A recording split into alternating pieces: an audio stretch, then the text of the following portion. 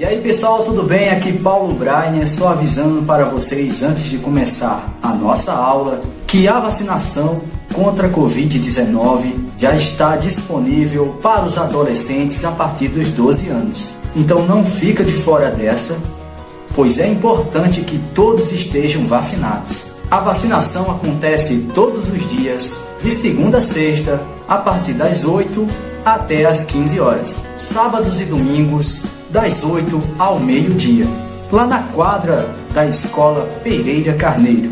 Os adolescentes que estão na zona rural devem procurar a unidade de saúde mais próxima e fazer o agendamento da vacina, tá?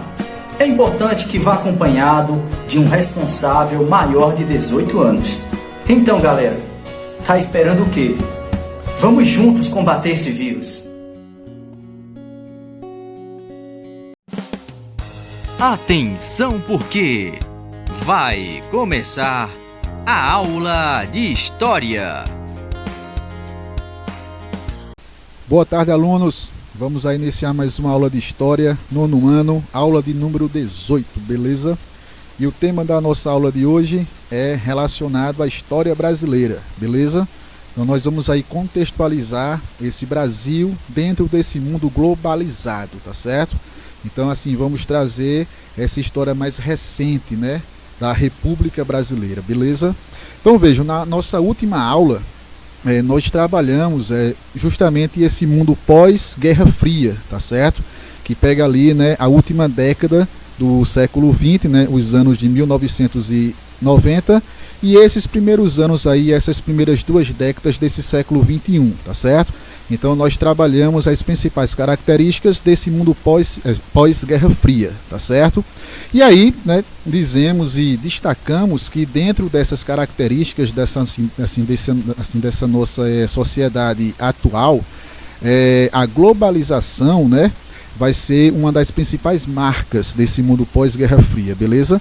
Principalmente aí marcado pelo grande avanço das tecnologias, inclusive, né, das tecnologias de informatização e de comunicação, que vão justamente viabilizar esse processo aí da globalização, vão consolidar, né, vão assim de fato concretizar esse mundo global, né, como se o mundo, como assim se as regiões que formam esse nosso planeta estivessem constantemente interligadas uma com as outras, tá certo? Como se fosse uma grande rede. E é justamente isso, tá certo? E justamente por conta desse desenvolvimento dessas tecnologias, né, da informatização, da informação e da comunicação, é que nós vamos ter essa visualização desse mundo globalizado. Então vamos pegar esse cenário da globalização, né, vamos pegar esse cenário aí desse mundo pós-Guerra Fria e vamos justamente inserir o Brasil, essa realidade brasileira, dentro dessa atualidade, beleza? Então, para começar aí, nós vamos analisar justamente o desenrolar da década de 1980, tá certo?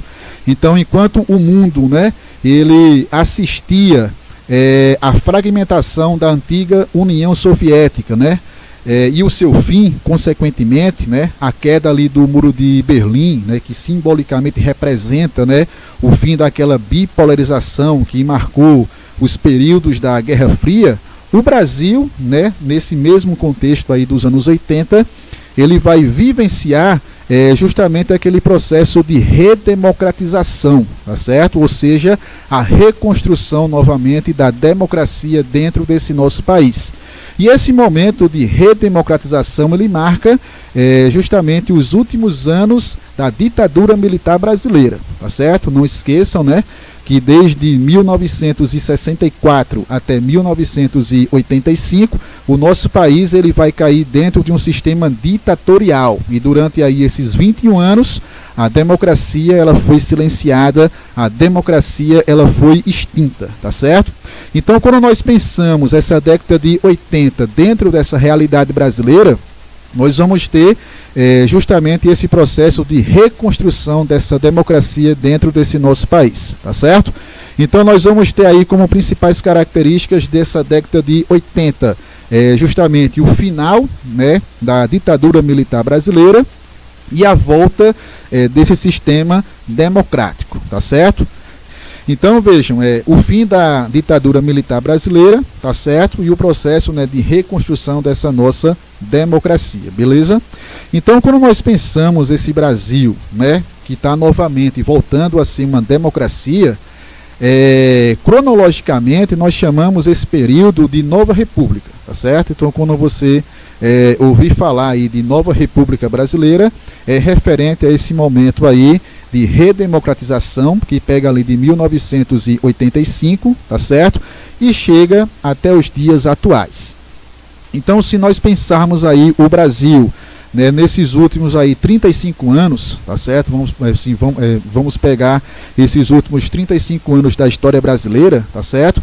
O que marca esse momento daí é justamente esse processo de construir e de ampliar essa democracia dentro da sociedade brasileira, tá certo? Ao longo desse percurso, nós vamos ter aí a eleição de diversos presidentes, tá certo? Então aí também nós vamos ter a volta, né, das eleições presidenciais, já que no período da ditadura militar, essas eleições elas não ocorriam de forma direta, né? Ou seja, não havia, né, a participação da população brasileira para eleger, né, o seu presidente, tá certo? Então, nesse momento aí, né, de nova república e de construção de todo esse aparelho democrático, né, que nós vivemos até a nossa atualidade, nós vamos ter, né, a passagem de diversos presidentes, tá certo? E eles, né, a grande maioria deles foram justamente aí eleitos de forma direta, através do voto, né, através das eleições e com a participação direta do cidadão brasileiro, tá certo?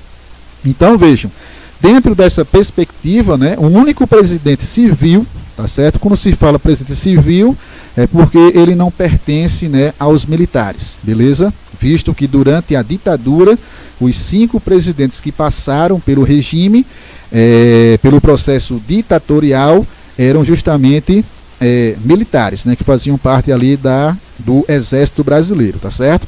Então, dentro dessa nova República Brasileira, os presidentes que foram eleitos, tá certo? A maioria deles eleitos de uma forma direta, né? Através do voto exercido pela população brasileira, tá certo? O único que não foi o José Sarney, tá certo? Que foi justamente aí o primeiro presidente civil após os 21 anos de ditadura militar, tá certo? E na verdade o Sarney, ele era vice-presidente, né? Quem foi eleito de fato presidente foi o Tancredo Neves. Ele chegou a falecer antes da posse presidencial, tá certo? E aí quem assume é justamente o seu vice-presidente, que era o José Sarney, tá certo? Então ele dá início, né, aos presidentes civis, ou seja, eram representantes, né, da sociedade civil brasileira, tá certo? Só que ele não foi eleito de forma direta, né? Nós vimos aí nas aulas sobre a ditadura militar brasileira e sobre esse processo de redemocratização, que o José Sarney, né, que era vice-presidente do Tancredo Neves, eles foram eleitos a partir do colégio eleitoral, tá certo? Então aí nós vamos ter um presidente civil, né, que representa essa nossa sociedade civil e que dá início, né, a essa nova República Brasileira, a esse processo de redemocratização, mas que não foi eleito ali de forma direta pela população, tá certo? Então as primeiras eleições diretas, né, com a participação popular da nossa sociedade, que ocorre, né, nesse momento aí pós-ditadura militar, foi justamente, né, a campanha ali de 1989, tá certo? Que vai eleger o Fernando Collor, tá certo? Então nós temos o José Sarney, que vai ser o primeiro presidente aí civil, depois dos 21 anos de ditadura, tá certo? Que abre, né, essa nova república, que abre esse processo de redemocratização. E o primeiro eleito de forma direta pelo voto, tá certo, foi o Fernando Collor de Mello, que assume ali a presidência em 1990, tá certo? Depois dele vão vir outros presidentes também eleitos, tá certo, de forma direta. Nós vamos ter o Itamar Franco, tá certo? O Itamar Franco, ele entra, né, como presidente porque ele era vice de Collor, tá certo? E Collor sofreu aquele processo do impeachment, tá certo? Foi retirado do cargo por condutas de corrupção, tá certo? Então assume aí o Itamar Franco, que era vice dele, tá certo?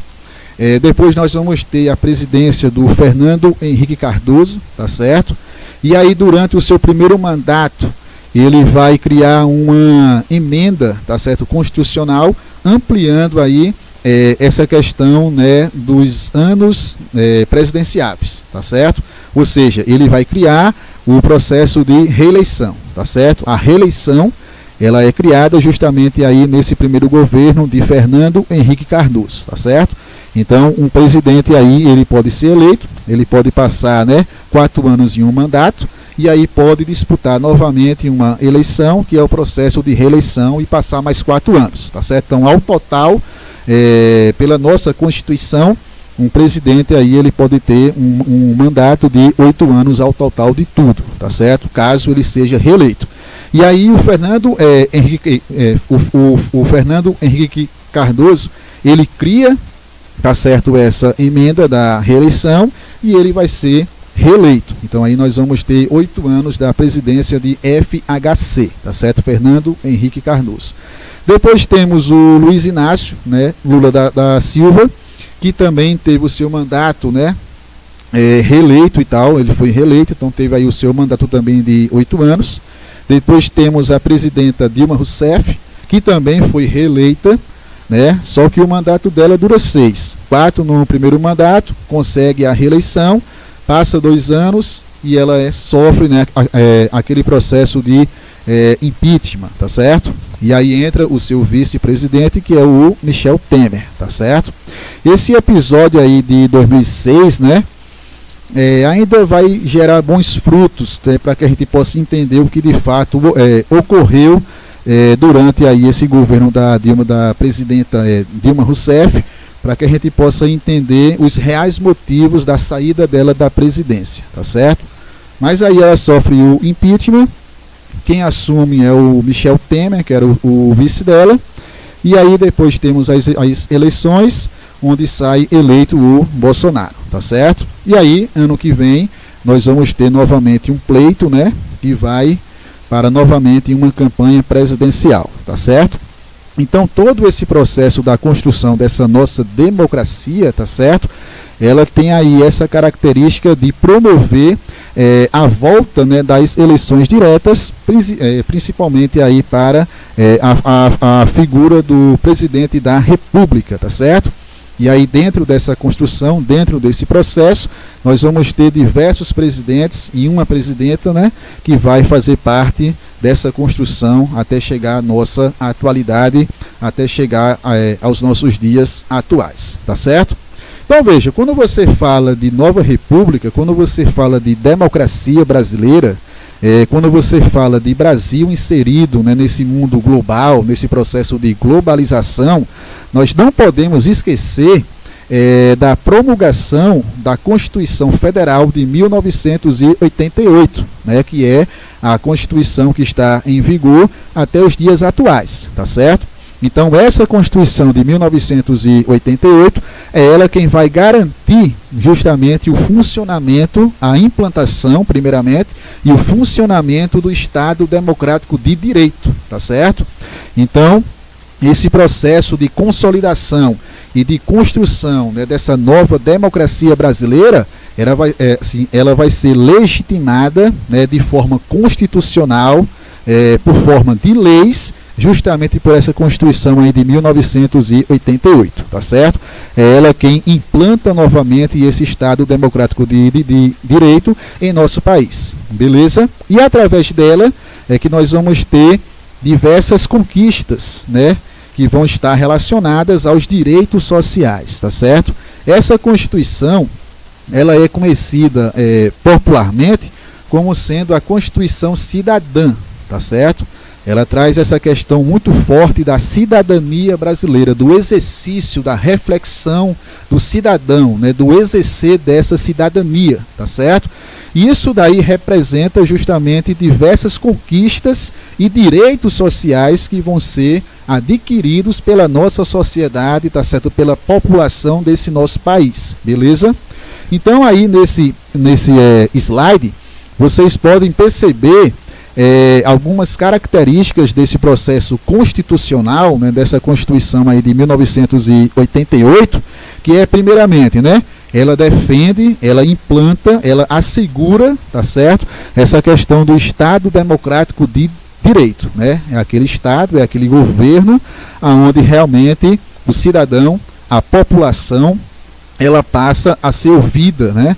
E ela passa principalmente a ter o poder de participar das decisões, tá certo, dentro desse processo político, beleza?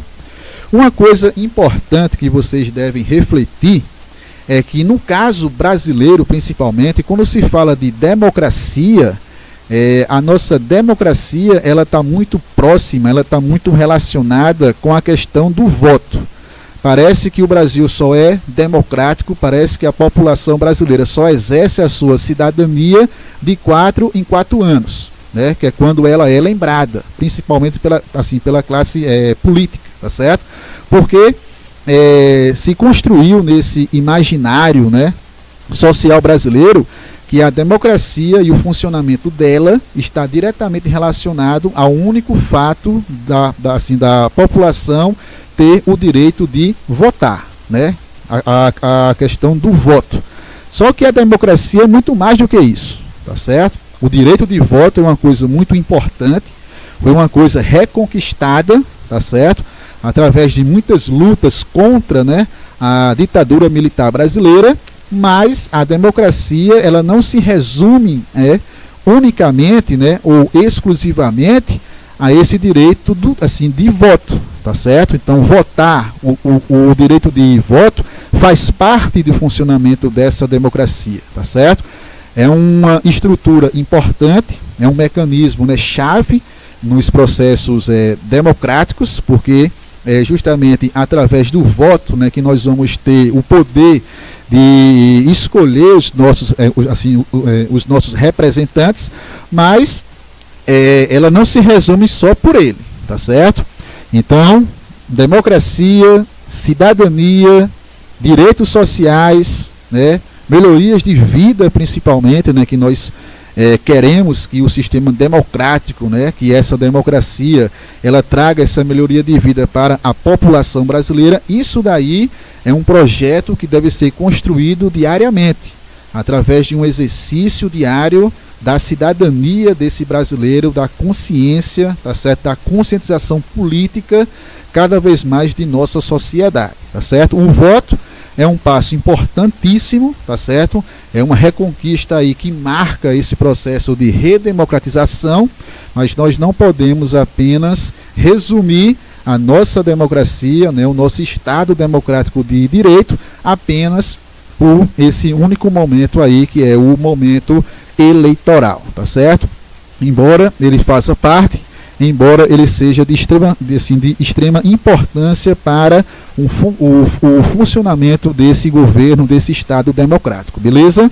Mas a democracia, ela deve ser ampla, ela deve ir muito mais além do que apenas o dia de você sair de casa e votar, escolher o seu representante, tá certo? Então nós temos aí que ter essa consciência, essa noção de que a cidadania brasileira, de que a melhoria, né, de vida, né, dos grupos, dos diversos grupos que fazem parte, né, dessa nossa população, deve ser um exercício diário, deve ser uma cobrança diária, deve ser realmente algo exercitado constantemente, tá certo?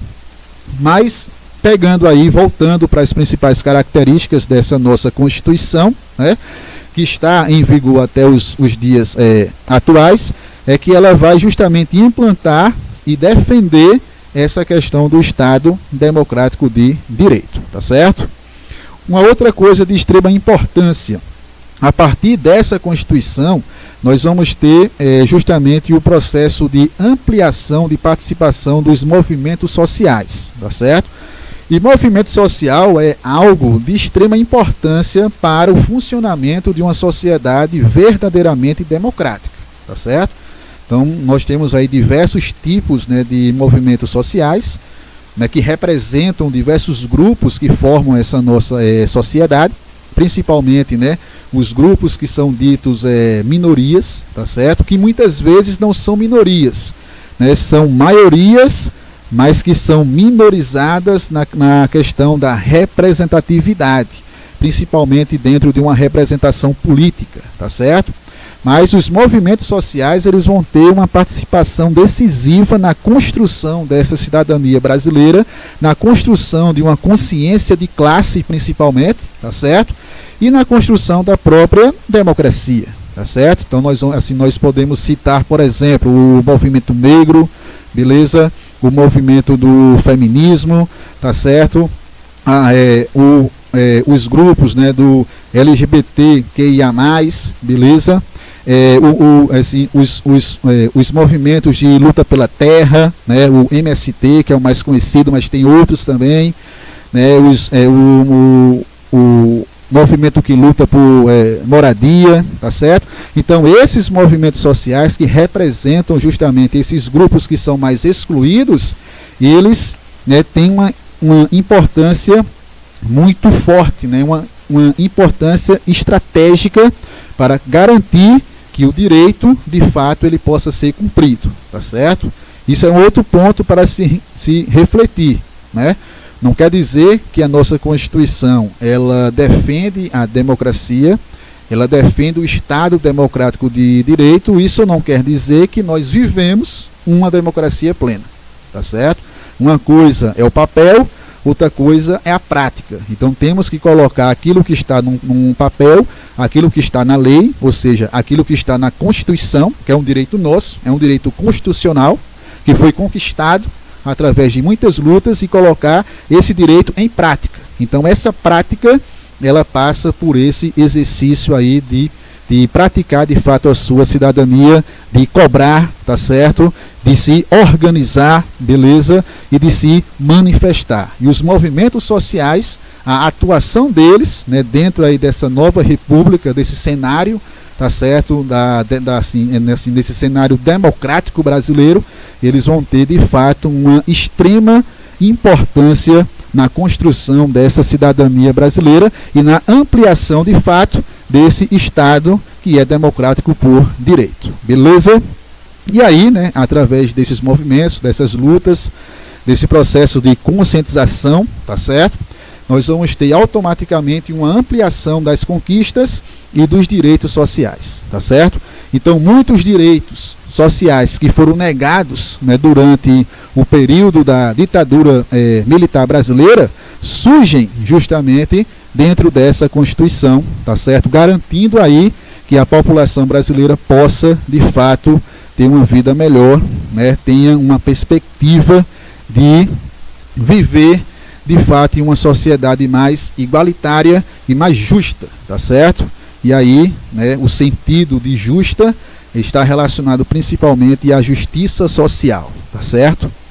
Então, veja, uma outra característica é esse processo, né, da implantação das eleições diretas para os cargos do poder executivo.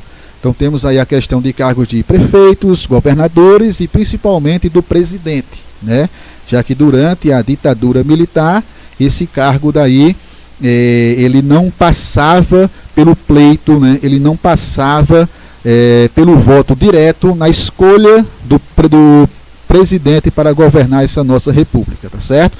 E aí dentro, né, dessa Constituição, dentro aí, né, dessa nova República Brasileira, nós temos justamente a volta dessas eleições para o poder executivo, principalmente aí para a figura, né, do presidente, né, a questão das eleições presidenciais, tá certo? Diversos direitos sociais que são garantidos por ela, beleza?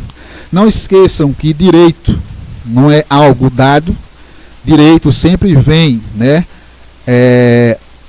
a partir de uma luta, de uma conquista, né? Então, quando você lê alguma coisa de que algum grupo, alguma classe social, ela possui direitos, lembrem que aqueles direitos é algo construído historicamente, tá certo?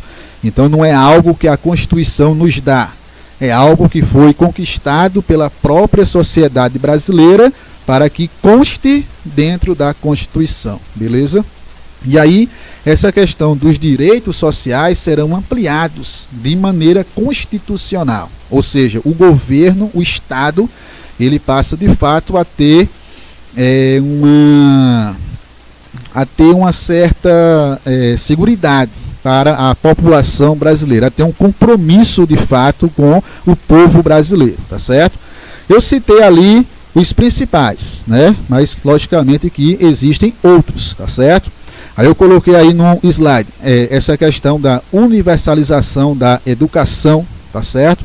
Então, dentro aí da história republicana brasileira, o único momento em que, de fato, o Estado ele assume esse compromisso, né, de ofertar de maneira gratuita educação para a nossa população, né, seja ela em qual classe for, se é ensino básico, se é ensino fundamental, médio, superior, tá certo? Essa é a primeira Constituição que traz, de fato, essa questão da universalização, de tornar universal o acesso à educação, tá certo, pública para esse povo, para essa população brasileira.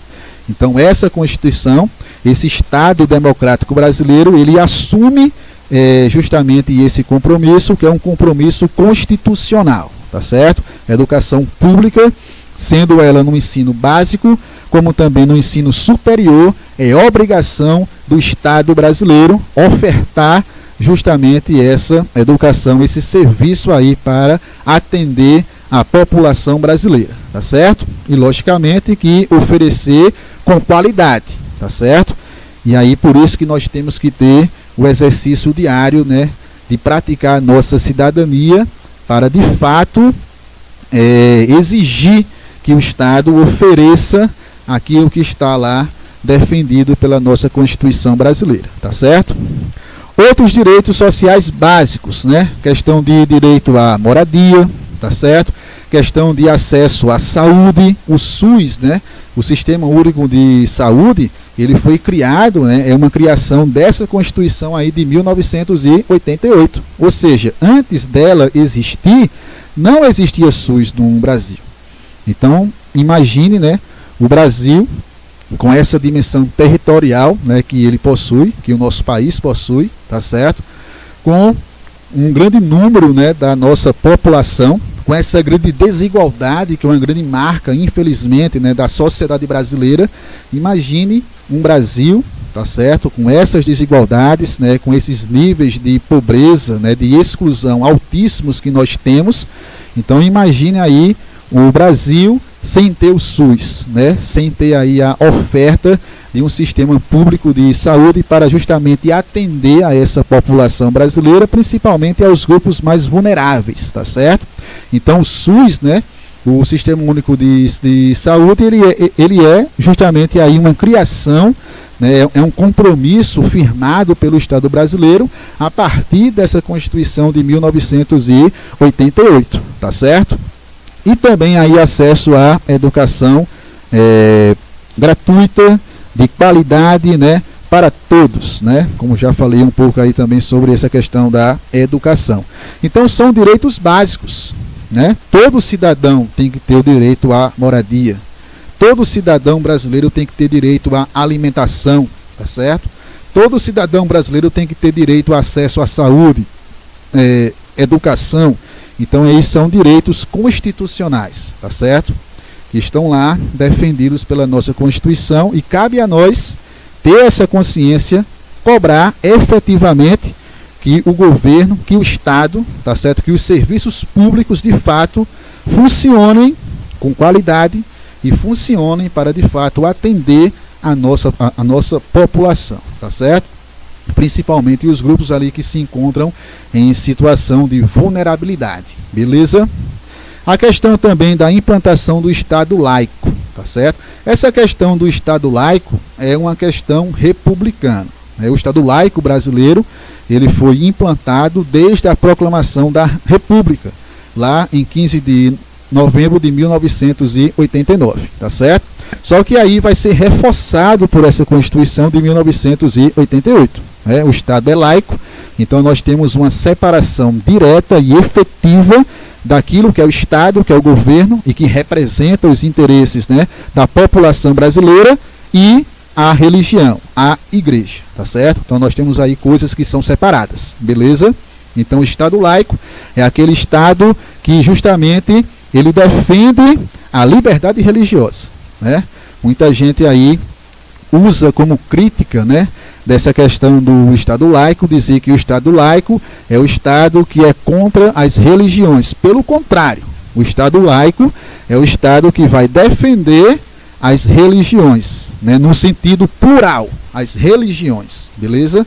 Então aí ele garante essa liberdade religiosa e reconhece, né, automaticamente reconhece a existência de diversas religiões que faz parte dessa nossa sociedade, dessa nossa população. Então você é livre para escolher a sua religião, você é livre para exercer a sua religião, como também você é livre para não exercer religião nenhuma, tá certo? Então nós temos aí essa revalorização, essa reafirmação a partir dessa Constituição de 88, dessa questão do Estado laico, tá certo? Outra coisa também de grande importância é a garantia da liberdade de imprensa, tá certo? A gente viu que durante ali a ditadura militar brasileira, né, nos anos ditatoriais, a imprensa, né, os veículos de comunicação dentro desse nosso país, eles eram vigiados, eles sentiam a censura. Então você tinha aí uma censura imposta dentro, né, dos veículos de comunicação, imposta, né, pelos ditadores, né, pelo Estado ditatorial brasileiro. Então, essa nova república, esse processo aí de criação do Estado democrático de direito dentro desse nosso país, ele traz também essa questão de garantir uma imprensa livre, tá certo? Garantindo aí essa liberdade para que os veículos de comunicação possam justamente divulgar as informações de uma maneira mais clara, mais honesta, tá certo? E sem sofrer censuras por parte do governo, tá certo? Essa liberdade de imprensa, ela também reflete na nossa própria, né, liberdade de manifestar o nosso pensamento, tá certo? Então essa Constituição também aí de 1988, ela também defende essa questão da liberdade de expressão. Então nós somos livres para expressar o nosso pensamento, tá certo? Para discutir, para colocar em pauta as nossas posições políticas e movimentar, trazer o debate para, né, as diversas esferas da nossa sociedade, tá certo?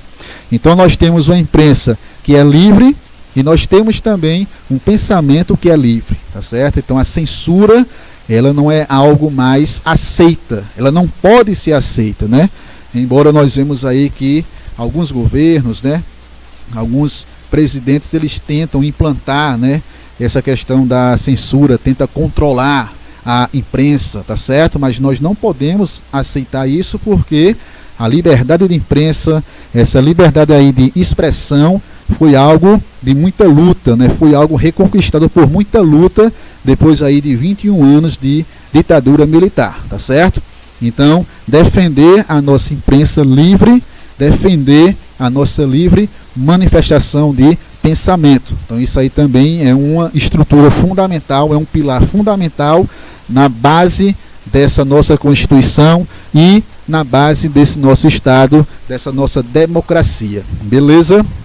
Outra coisa que ela traz, de extrema importância, também foi a primeira Constituição que traz esse fato, é a criminalização do racismo, tá certo? Até então, né, até 1988, a prática do racismo não era criminalizada, tá certo? Então, a partir dessa nossa Constituição, o racismo, a intolerância racial, o preconceito racial, tá certo? Ele passa a ser criminalizado, tá certo? Então você praticar um ato racista, você se declarar ou ser racista, automaticamente você está aí cometendo um crime, tá certo? Que está lá na nossa Constituição, beleza? Logicamente que nós temos que entender, né, que o racismo dentro da nossa sociedade, ele pode se demonstrar assim, num aspecto moral, tá certo? Daquela pessoa que é racista, daquela pessoa que exerce, né, uma atitude racista. Então aí você tem uma questão moral, tá certo? E automaticamente que essa pessoa tem que ser responsabilizada por esse ato, criminalmente, tá certo? Já que aí você tem que o racismo é crime, beleza? Racismo não é opinião, tá certo? Racismo não é exercer a sua liberdade de expressão. Racismo é crime, é uma coisa criminalizada, beleza? Então aí você tem essa questão do racismo moral, certo? Mas também nós temos na nossa sociedade, né, uma outra maneira do racismo, né, de comportamento racista, que é o racismo estrutural, tá certo? Ou seja, as próprias estruturas da nossa sociedade, políticas, sociais, culturais, tá certo? São estruturas que foram montadas, que foram moldadas em cima de um pensamento racista, né? Isso daí é justamente reflexo, né, de mais de 400 anos que o Brasil foi um país escravista, né? Que o Brasil foi um país que escravizou essa população negra, né? Essa população aí que durante muitos anos, mais de 400 anos, foram utilizadas como mera mão de obra, né? Como se fossem meras mercadorias, objetos de compra e venda, negros e negras, tá certo? Então toda essa herança colonial, imperial brasileira, toda essa herança escravocrata, infelizmente ainda ela existe dentro da nossa sociedade, tá certo? Então nós temos um racismo que ele se expõe dessa maneira moral, e também nós temos esse racismo que se impõe dessa maneira estrutural, tá certo? Isso daí, logicamente, que deve ser combatido, né? Deve ser justamente se debater esse tema, né? Se debater essas questões para criar uma consciência mais política, mais militante, mais ativa, de se combater essas formas de racismo que ainda, né, se perpetuam, que ainda existem dentro dessa nossa sociedade, tá certo? Infelizmente, nós temos uma Constituição que é belíssima nessa questão de direitos sociais, de respeito ao próximo, tá certo? De igualdade entre as pessoas. Nós temos um Estado democrático de direito, tá certo, aí implantado, mas para que se efetive de fato essas conquistas, né?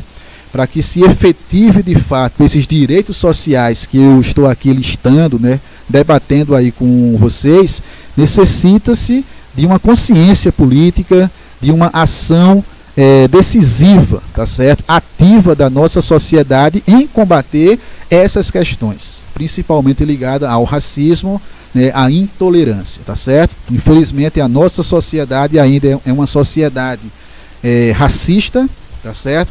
Ainda é uma sociedade intolerante, principalmente aí quando você pensa na questão religiosa e na questão cultural, tá certo? E ainda é uma sociedade muito machista, tá certo? Então aí também as mulheres estão inseridas aí nessa luta pela igualdade de gênero, tá certo? O machismo também é um outro ponto aí que deve ser debatido dentro dessa nossa atualidade, tá certo? Superar esse machismo, combater essas práticas machistas, tá certo?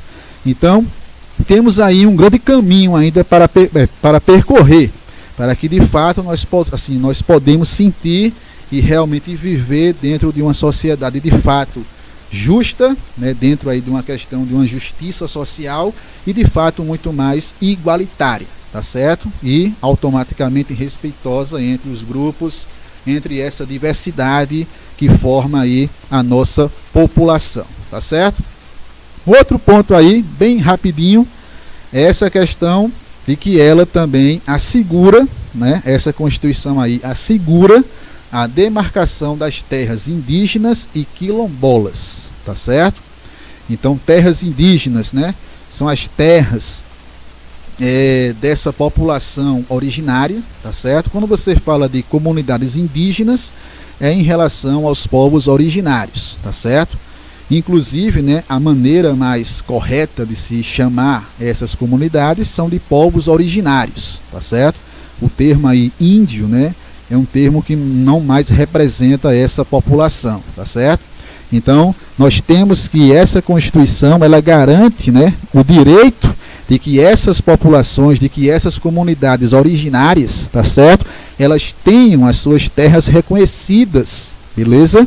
Até porque eles são os primeiros habitantes, né, desse território brasileiro, tá certo? Quem chegou aqui para saquear, quem chegou aqui para roubar, foi justamente o homem branco, né? Foi o português, foi o europeu, tá certo? Então aí essa Constituição, ela traz também essa tentativa de se retratar historicamente com essas comunidades, com esses povos originários, de reconhecer as suas terras, de demarcar, tá certo? E de oficializar o direito dessas comunidades sobre a sua propriedade, beleza?